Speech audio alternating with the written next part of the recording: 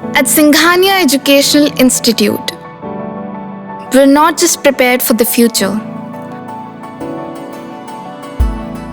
we're actively shaping it with technology and innovation. We are preparing to lead tomorrow. Singhania Educational Institute, cultivating knowledge. माननीय प्रधानमंत्री जी,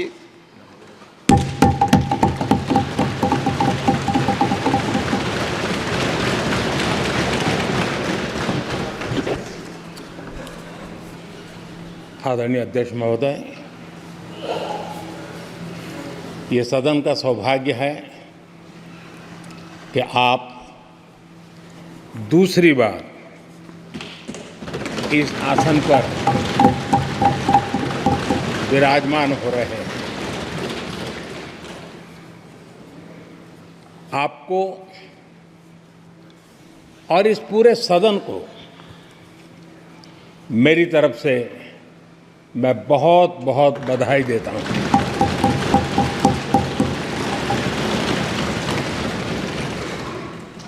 आदरणीय अध्यक्ष जी, मेरी तरफ से आपको शुभकामनाएं हैं, लेकिन इस पूरे सदन की तरफ से भी आपको अनेक अनेक शुभकामनाएं। अमृत काल के इस महत्वपूर्ण कालखंड में दूसरी बार इस पद पर विराजमान होना बहुत बड़ा दायित्व आपको मिला है और आपका 5 वर्ष का अनुभव और आपके साथ हम लोगों का 5 साल का अनुभव, हम सबका विश्वास है कि आप आने वाले 5 साल हम सबका मार्गदर्शन भी करेंगे और देश की आशा अपेक्षाएं पूर्ण करने के लिए ये सदन अपना दायित्व निभाने में आपकी बहुत बड़ी भूमिका रहेगी।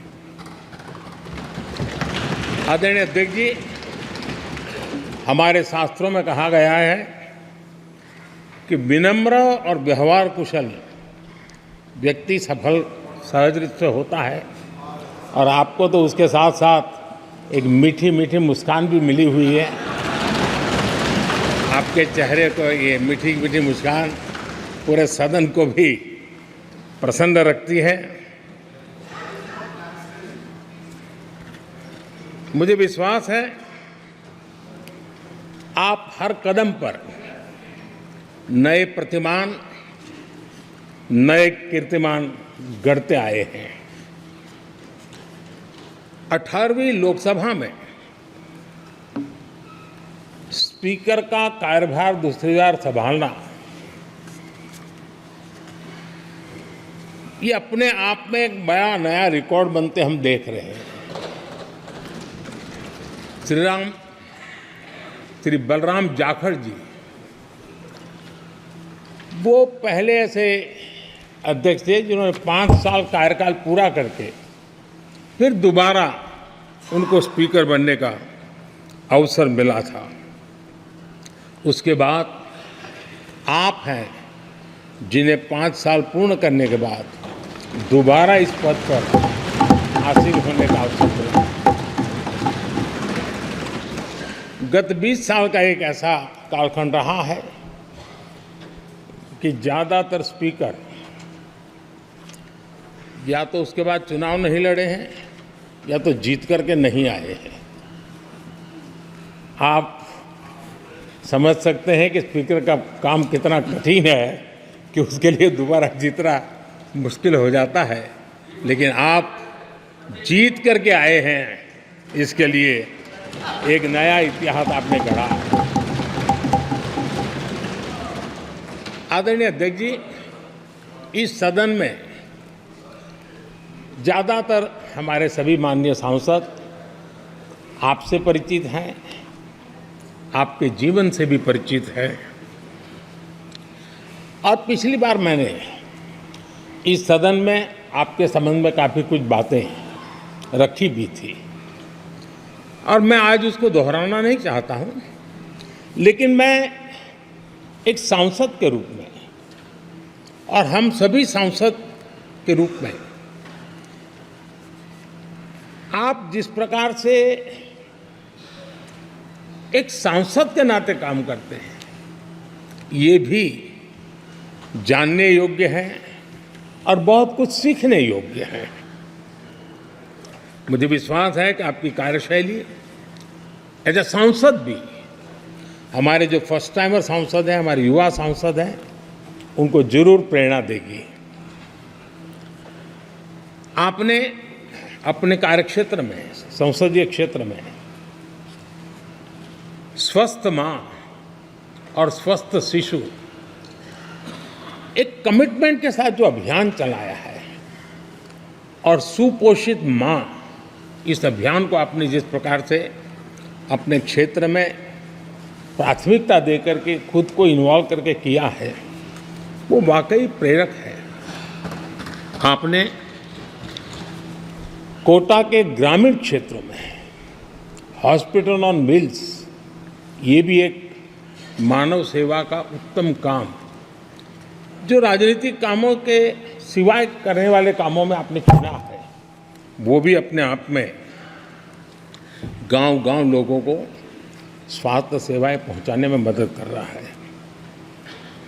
आप नियमित रूप से गरीबों को कपड़े, कंबल, मौसम के अनुसार छाता की जरूरत है छाता, जूते, ऐसी अनेक सुविधाएं समाज के आखिरी तबके के जो लोग हैं उनको खोज करके पहुंचाते हैं। खेलों में प्रोत्साहन देना आपके क्षेत्र के युवकों में, ये आपने एक प्राथमिकता के रूप से काम उठाया है। आपके पिछले कार्यकाल में 17वीं लोकसभा में मैं कहता हूं कि संसदीय इतिहास का वो स्वर्णिम कालखंड रहा है। आपकी अध्यक्षता में संसद में जो ऐतिहासिक निर्णय हुए हैं, आपकी अध्यक्षता में सदन के माध्यम से जो सुधार हुए हैं, ये अपने आप में एक सदन की भी और आपकी भी विरासत है। और भविष्य में 70वीं लोकसभा के संबंध में जब विश्लेषण होंगे, उसके विषय में लिखा जाएगा तो भारत के भविष्य को नई दिशा देने में आपकी अध्यक्षता वाली 70वीं लोकसभा की बहुत बड़ी भूमिका रही है।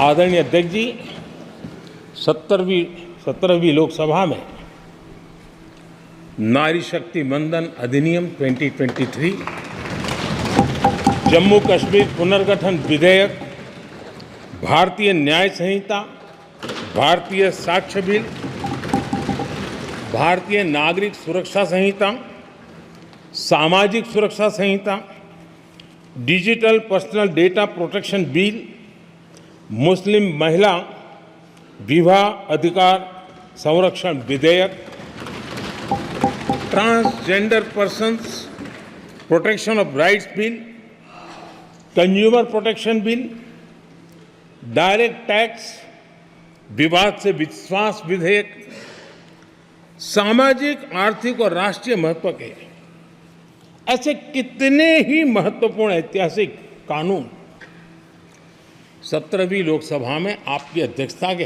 अंदर इस सदन ने पारित किए हैं और देश के लिए एक मजबूत नींव बनाई है। जो कार्य आजादी के 70 साल में नहीं हुए, आपकी अध्यक्षता में इस सदन ने इसको करके दिखाया। आदरणीय अध्यक्ष जी, लोकतंत्र की लंबी यात्रा में कई पड़ाव आते हैं। कुछ अवसर ऐसे होते हैं जब हमें कीर्तिमान स्थापित करने का सौभाग्य मिलता है। 17वीं लोकसभा में उपलब्धियां, मुझे पूरा विश्वास है देश आज भी और भविष्य में उसका गौरव करेगा। आज देश अपनी आकांक्षाओं की पूर्ति के लिए भारत को आधुनिक बनाने की दिशा में जब हर तरह से प्रयास हो रहे हैं, मैं मानता हूं कि ये नया संसद भवन भी अमृतकाल के भविष्य को लिखने का काम करेगा और वो भी आपकी अध्यक्षता में।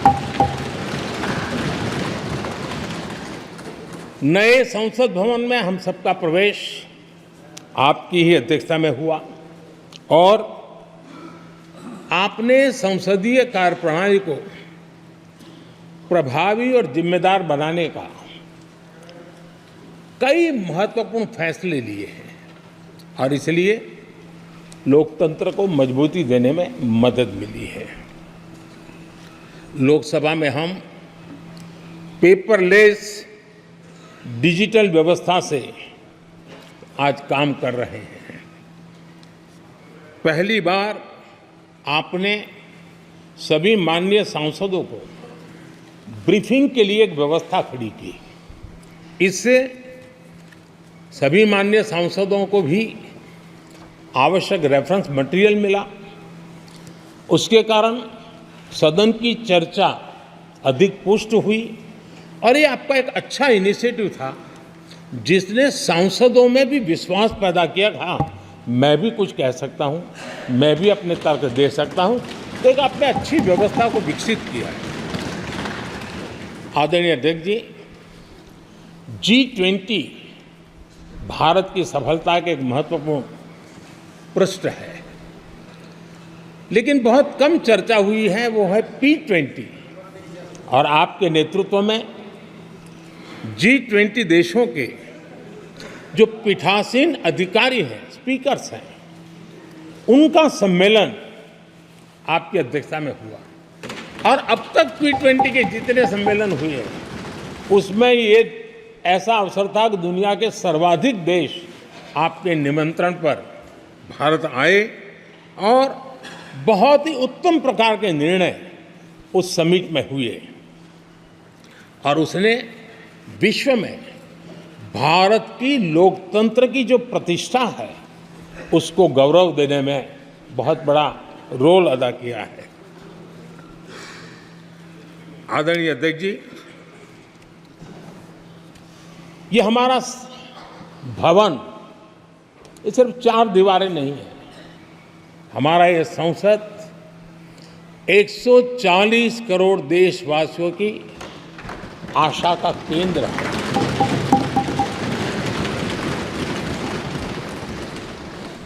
संसद की कार्यवाही, जवाबदेही और आचरण हमारे देशवासियों के मन में लोकतंत्र के प्रति जो उनकी निष्ठा है उसको और अधिक मजबूत बनाता है।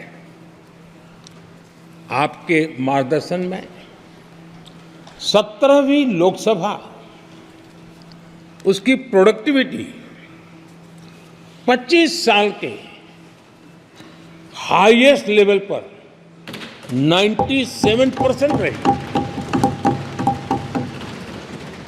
और इसके लिए सब माननीय सदस्य तो अभिनंदन के अधिकारी हैं, लेकिन आप विशेष अभिनंदन के अधिकारी हैं।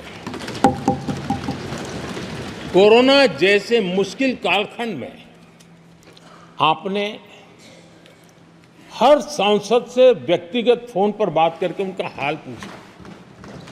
कहीं किसी सांसद की बीमारी की खबर आई तो आपने सदन के अध्यक्ष के नाते व्यक्तिगत रूप से उसकी चिंता की और वो सभी दल के सांसदों से जब मुझे सुनने को मिलता था, मुझे बड़ा गर्व होता था कि जैसे आप इस सदन के परिवार के मुखिया के रूप में उस कोरोना कालखंड में भी व्यक्तिगत चिंता करते थे।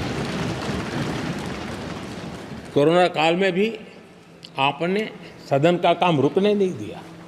सांसदों ने भी आपके हर सुझाव को सर आंखों पर चढ़ाया किसी को ऊपर बैठने के लिए कहा तो वो वहाँ जाके बैठा, किसी को दूसरे जगह पे जाकर बैठने के लिए कहा तो वो भी बैठा, लेकिन देश के काम को किसी ने रुकने नहीं दिया। लेकिन आपने ये जो फैसले किए उसका परिणाम है कि हम उस कठिन कालखंड में भी कार्य कर पाए। और ये खुशी की बात है कि कोरोना काल में सदन ने 170% प्रोडक्टिविटी, ये अपने आप में दुनिया के लिए एक बहुत बड़ी खबर है। आदरणीय अध्यक्ष जी,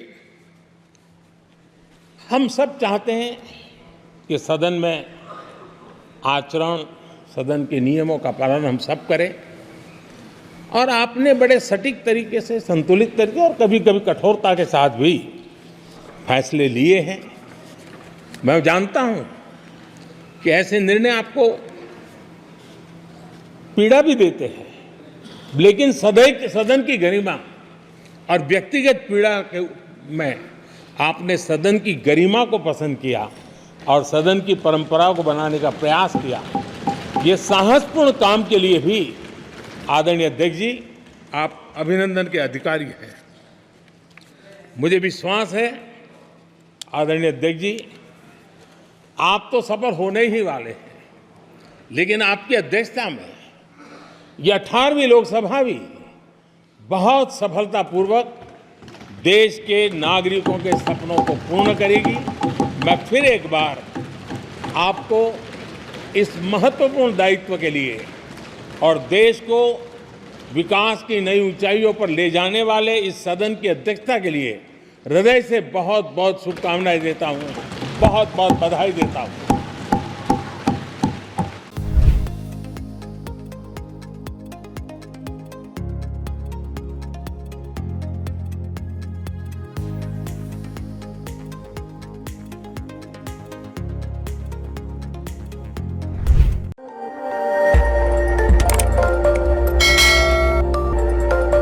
खबर आपकी, नजर हमारी।